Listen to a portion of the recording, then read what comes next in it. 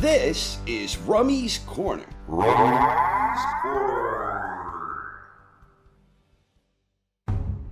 Last night from the Co-op Live Arena in Manchester, in a fight that was available worldwide on DAZN, undefeated, up-and-coming heavyweight powerhouse Moses Itauma squared off against the tough and durable Jermaine Franklin. Going into this fight, there were two big questions regarding Itauma: his stamina and his ability to take a good punch. Many believed Franklin could be the one to help answer these questions, but that isn't exactly what happened. Right out of the gate, Itauma's edge and speed was clearly apparent. Itauma was calm and collected, and he was utilizing his quicker hands to great effect with an authoritative jab and some nice shots downstairs. Franklin was having difficulty coping with the speed, but he was doing his best despite frequently getting tagged with leads and counters alike. But unlike most of Itauma's recent opponents, he was absorbing the incoming fire a good deal better, even when Itauma started turning it up near the end of the opening round. Franklin was trying to settle in and keep things at mid-range, where he is proven to be a clever operator, but Itauma remained too quick and too accurate. Franklin was unable to create any meaningful offense. Itauma looked relaxed and methodical, exhibiting great ring maturity for a young fighter with so little experience. Itauma was patiently piecing him up, with a variety of shots upstairs and down, and he was expertly maintaining his range. Whenever Franklin tried to get things going with his jab, Itauma had an appropriate response. Try as he might, Franklin was unable to get things going, and he was unable to disrupt Itauma's steady rhythm. Late in round 3, Itauma drilled Franklin with a bludgeoning right that sent him down hard. It was a beautifully timed shot, one that was thrown at a downward angle with terrific leverage behind it. To his credit, Franklin not only beat the count, but he bravely battled it out the rest of the way to survive the round. And to Itauma's credit, he never got overexcited and he never overextended with his follow-up. Itauma remained patient throughout the 4th, systematically breaking Franklin down with measured attacks. Franklin was doing some better work this round, taking more chances and looking to create some offense of his own. But Itauma was still throwing more, landing better, and maintaining control of the pace and flow. But all things considered, it was Franklin's best round of the fight. Itauma continued methodically attacking Franklin in the 5th, and he was landing some very heavy leather. About halfway through the round, Itauma landed a monster uppercut that left Franklin wobbling around, and a quick right follow-up put him down again. The referee immediately jumped in to wave it off, and the fight was over.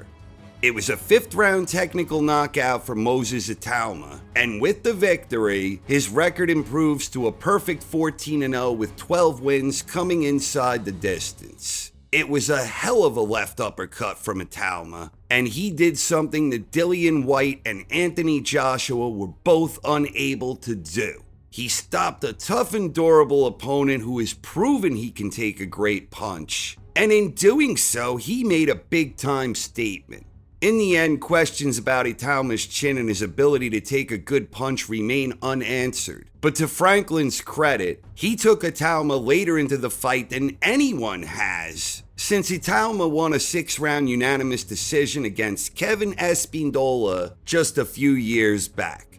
Franklin provided the young powerhouse with more rounds in this one than his last 3 opponents combined.